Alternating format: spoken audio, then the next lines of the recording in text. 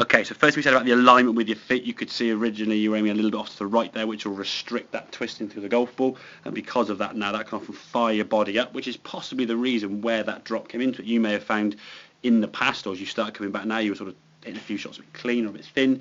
So you try to sort of just get lower to start with to compensate for this sort of rising up that you're going to get. So once we lined up straighter there with the body, more towards the 150 sort of parallel lines there, we're now trying to focus on maintaining our height now. On this, on the left-hand side, you'll see now the camera just moves a little bit. So it's a bit of if you look at your head in relation to the tree height there, okay, you can see as you're going down now how you've dropped, and the club now just a little bit getting laid off there, a gap between your knees. Now this is the new one now where you felt as though you were staying high. I'll zoom in a little bit closer, you can see.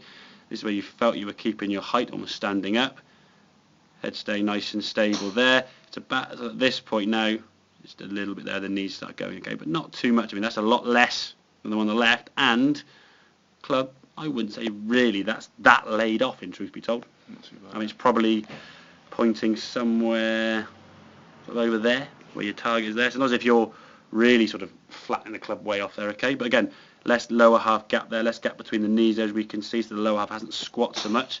So now, because of that good position, we can just unwind the body, rotate back.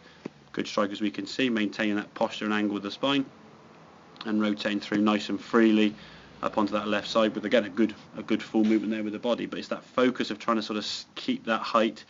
You can see almost when it's done sort of full speed there, there's that little bit of a squat there. It's not much, but certainly less than before. My right, okay. Left knee as well. Yeah, basically your left knee sort of kicks in a bit more towards the golf ball. Ideally, the left knee sort of going to go towards more of a diagonal towards your right toe, rather than going forward, okay? But yeah, ideally if we can sort of keep that height, the knees start squatting, your head's got to come down, unless your spine then sort of rises up. So keep the lower half stable.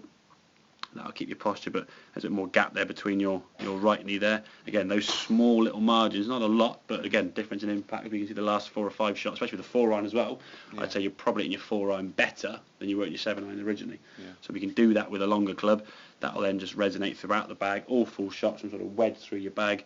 It's the same swing thought, okay? Make sure your alignment is square for number 1, and try and sort of maintain your height a little bit longer as best we can, rather than sort of let that squat position come in, because once you sort of stay there, ideally for me the golf swing is just sort of set up, you turn and swish. Your head just stays in the same position, you just rotate around your spine, back and through. If we're dropping and doing other things to compensate, 2 wrongs can make a right, 3 wrongs can make a right, and after some 6-7 shots on a range, we get the right. But on the golf course, it's 1 shot at a time.